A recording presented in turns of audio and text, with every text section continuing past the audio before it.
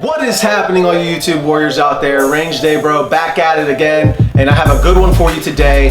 Today I'm going to be going over pistols versus rifles and why you might want one or the other. We'll be talking about the NFA, why AR pistols and AK pistols even have to exist. We'll be also talking about what you can have and what you can't have on an AR pistol, and also a little bit more about ballistics and what your mission is and what you want to accomplish out of your platform. Those things are all going to factor into what is going to make the best choice for you. So without further ado, let's get into it.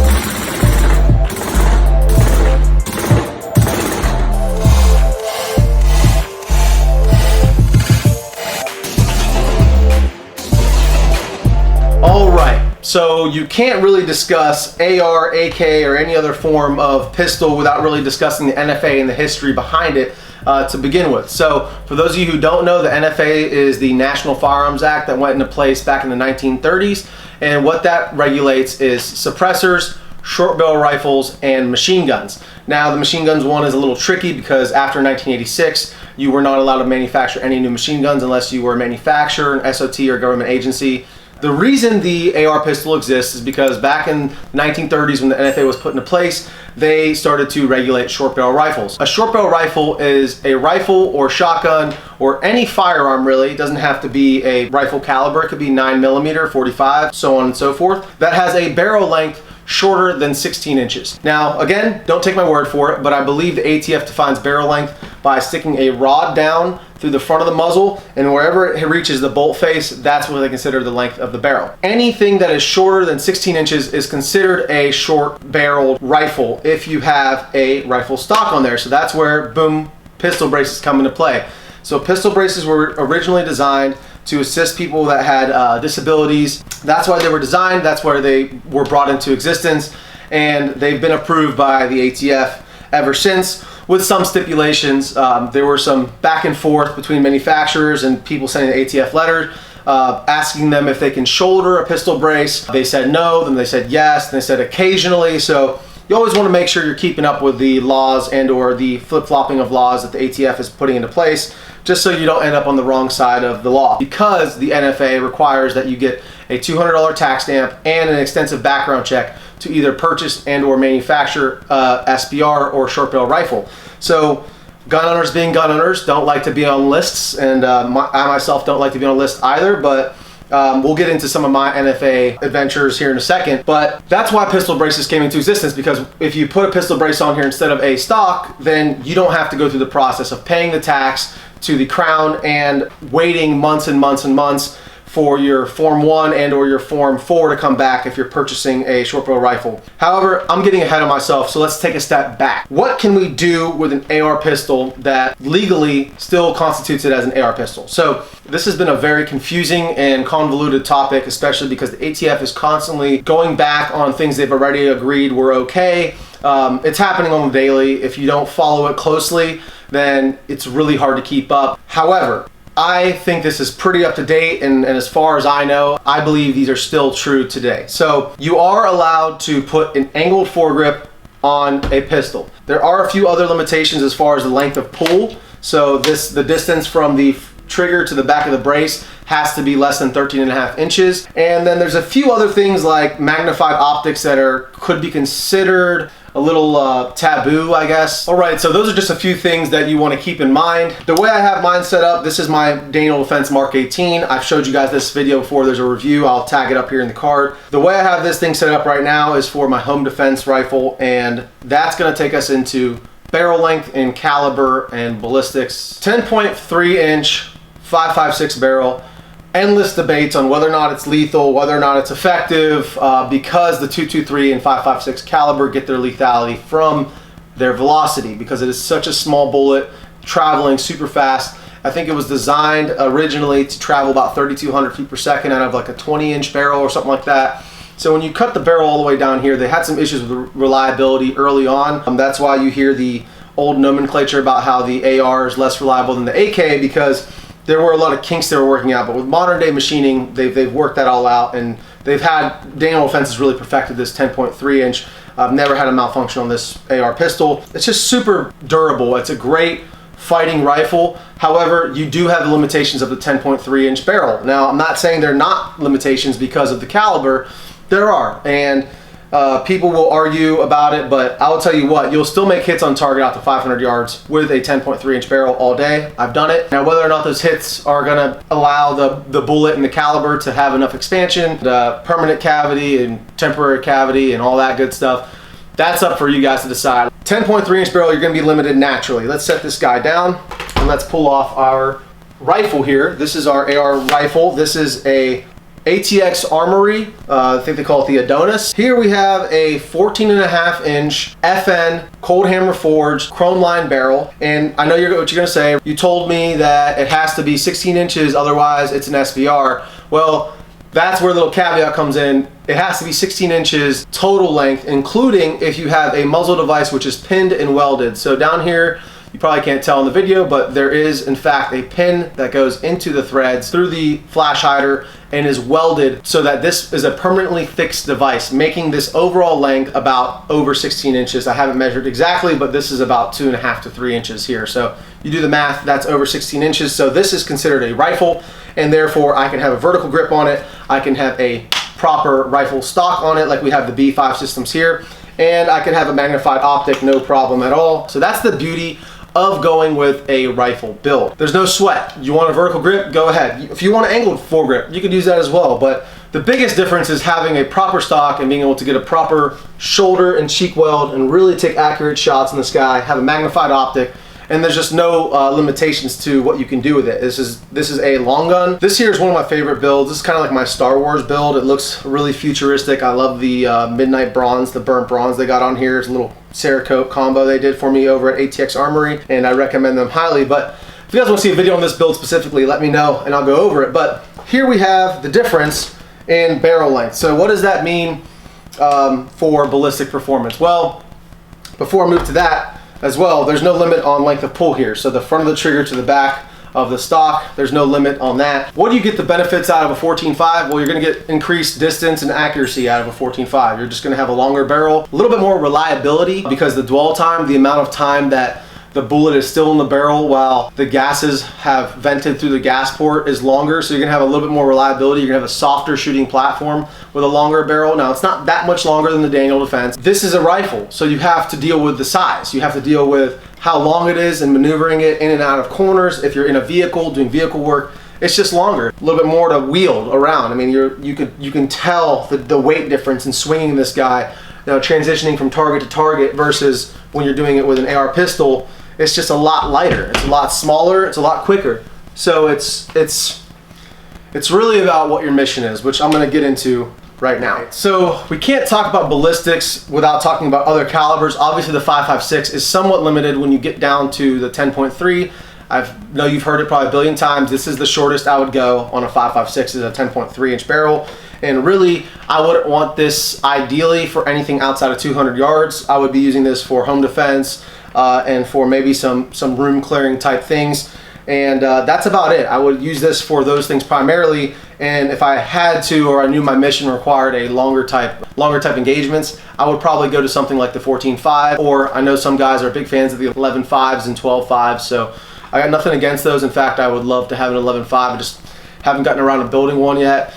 So with that being said, 10.3 is about as short as I'd go on the 5.56, which leads me into the ding ding ding 300 blackout. So one of the last videos I did was on the Daniel Defense PW here, Chamberlain 300 blackout. And on this AR pistol, we have a 7-inch barrel. So why is that significant? Why does 300 blackout have that advantage in having it be a pistol? Well, because the 300 blackout was designed with short barrels in mind, meaning that the caliber is optimized to burn all of its powder off by 9 or 10 inches of barrel. So even with a 7-inch barrel, we're really losing a minimum of the ballistic performance in having the shorter barrel. Now the distance and the engagement length of 300 blackout, like I said, I'm not a ballistics guy, but you could look it up yourself. It is quite a bit shorter than the 5.56. If you're running a 5.56 on a 16-inch barrel, I mean, I've heard of guys getting shots 500-600 yards all day with good velocity, whereas a 300 blackout is going to be more for like 300 yards and in, I would say. Now, some of you guys out there don't go run into the comment section and start crucifying me over this, but Some of you guys may shoot these longer, and you may have them on a 16-inch rifle, and that's okay too. However, when we're talking about optimizing performance of the caliber, and you want to go with an AR pistol, you really should consider a 300 Blackout. And so you can really cut down the barrel length to a 7-inch here, and make it an AR pistol, and boom, there's really no downside. So, and the other beautiful thing about the 300 Blackout and AR platform is I could just pop these 2 pins and go ahead and I could throw it on this lower receiver. So if I only have one lower, which is the serialized firearm, then I could have 2 uppers with different calibers. You know, the only difference with that would be if I had a rifle lower, I could not convert it into a pistol. That would be making an SBR, which is a big no-no. So just make sure you're careful when you're doing anything like that. However, if you have 2 pistols, you can interchange the upper receivers, or if you buy a pistol, you'll have 1 pistol lower, you can interchange pistol uppers on there. Before I go on to the last part of the conversation, which is SBRs, I want to talk a little about some other platforms and something outside of the AR platform, which is, boom, you guessed it right, AKs. So this is probably the second most popular rifle or pistol on the market in America, at least. These things are pretty badass. Here I have an Arsenal SAM 44 Genesis, and this thing is super sweet. And I fell in love with this look, and I had to just make this brace. When you're talking about other calibers, I'm not as familiar with the 7.62x39 that this guy takes as I am with the 5.56 caliber. I just have a lot more time on these guns than I do on these guys. You have to look up the ballistics yourself and determine what your mission is, and if a 8.5-inch barrel in this Arsenal is gonna be good enough to cut it for you. Now for me, this guy is strictly a range toy. This is fun. I love to shoot this. Now, would this run if I ever needed it to defend my life? Abso-freaking-lutely. It would run like a charm. It would run until it burnt my hand off because it was so damn hot from running so damn long. So it will run, don't get me wrong. This is an 8.5-inch barrel, and I have a pistol brace on here that I custom built. So why did I make this a pistol versus making it a longer rifle? Well, I didn't choose. I have a Arsenal rifle right here, and this guy is my full-size SAM 7 SF84, the side folder. I forget the exact designation, but I wanted a pistol variant and I wanted a rifle variant, so why choose one when you could have both? The 16-inch, way more pleasant to shoot than the 8.5-inch. I will just say it that way. If you've ever shot an 8.5 or 7-inch AR-15, it's similar. I think that might even be louder. But this is a rifle, 16-inch barrel with a full stock. This one does fold, and that's another thing to consider when you're thinking about a pistol versus rifle. On an AK rifle, you can actually fold it and still shoot, just like the SIG MPX as well as that way, because it doesn't use a buffer tube system like the AR-15 does. So if you were looking for a pistol because you can conceal it, well, in theory, if you went with a different type of platform than the AR-15, then you could have a folding device, easily have a folding device, which would allow you to fold it and then easily conceal it, bust it out, and then go to work, right? So just a few things to consider is whether or not your platform has a inherent folding feature, or if you have to put something like a Law Tactical folder on your AR-15. That's also a possibility. I had a Law Tactical folder on this guy and actually took it off and used it for another build. However, when I did have a Law Tactical on here, it folded to about that length, which I forget that overall length. It was still a bit too long to easily conceal in a backpack or anything like that. That wasn't an obvious type range bag. Alright, so now that we've talked about those other platforms, I'm going to finish this conversation off talking about SBRs and why you may or may not want to go that route. As I've already stated previously earlier in the video, SBRs are regulated by the NFA, so that is the biggest turnoff, that including the tax that comes along with that. You got to pay Uncle Sam's pound of flesh. In my opinion, why would you want to go the SBR route? Well, because they're fucking badass. That's the main reason. Why would you want to go the SBR route? Because you want to put a vertical grip on here, you want to put a stock on here, and because you don't want anybody to fucking tell you what you can have or can't have on your pistol. I mean, that's my opinion, and that's why recently I've decided to form one and create an SBR. Now, I'm not going to create my SBR until I get my tax stamp and get my Form 1 back. That would be illegal. You have to apply for your Form 1, apply for and get approved for your SBR before you can manufacture your SBR. So recently I've gone down that rabbit hole. I've actually already applied through the ATF's eForms website. I created a trust, yada, yada, yada. There's a whole bunch of processes that go through it, and there's plenty of good videos out there that talk about a trust versus registering as an individual. Why go for an SBR when you could have a pistol brace? The only big downside to the SBR, besides having to comply with the Crown's tax, their majesty at the ATF over there, giving you permission to manufacture an SBR, which is your God-given right.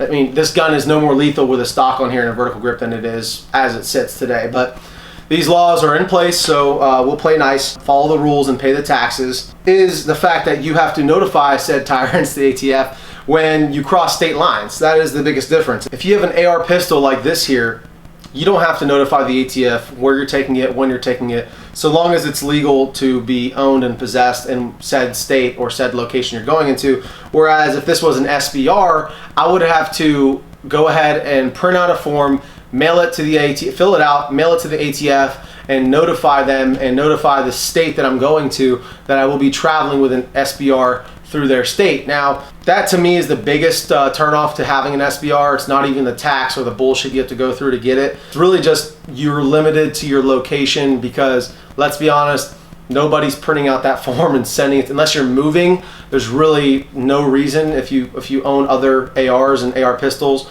to take your SBR anywhere. Just leave it at home and you're safe, and then take your other AR pistol with you if you're driving through states and whatnot. Because this has all the legalities of a pistol. So if you have your LTC and there's reciprocity in those states, you can conceal this, loaded and concealed. Like I said, check your state and local laws, guys. Don't take my word for it. But I have my LTC here in Texas, so I can throw this in a backpack, being that it is an AR pistol. That is the beauty of having an AR pistol, and that is the biggest downside in my eyes to having an SBR. As well as just the process is so tedious, it's meticulous. You gotta make sure you're crossing your T's, dotting your I's. If you're forming a trust, you gotta pay somebody or a service to form a trust for you. You have to get people added to that trust, like your significant others, and you have to leave trustees and leave beneficiaries for when you pass away. So there are benefits to having a trust in general, but when you're talking about NFA items that are highly regulated, the ATF has you on a list, has your serial number, has your address, everything on a list.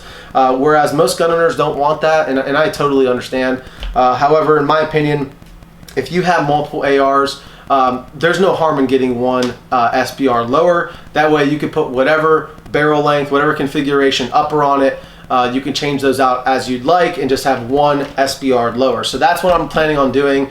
And therefore, when I move forward in the future, if I want to shoot 300 blackout, I could take that upper and put it on my SBR lower, or I could switch it back to 5.56, and so on and so forth. Thank you guys so much for watching today. I hope this video was informational and gave you a little bit of insight as to which route you want to go, AR pistol and or AR rifle. I think the "and" is the key word. Get them both. Why not? This is America, baby. Get them while you can. If you enjoyed the video, please like, comment, subscribe. If it's your first time here, please hit the subscribe button and the bell notification so you get notified of any new videos I'm coming out with. And for you return viewers, thank you so much for sticking with me and coming back again. I appreciate all you sexy YouTube warriors out there. Thank you so much. Until next time, stay safe, stay dangerous. Range Day Bro, out.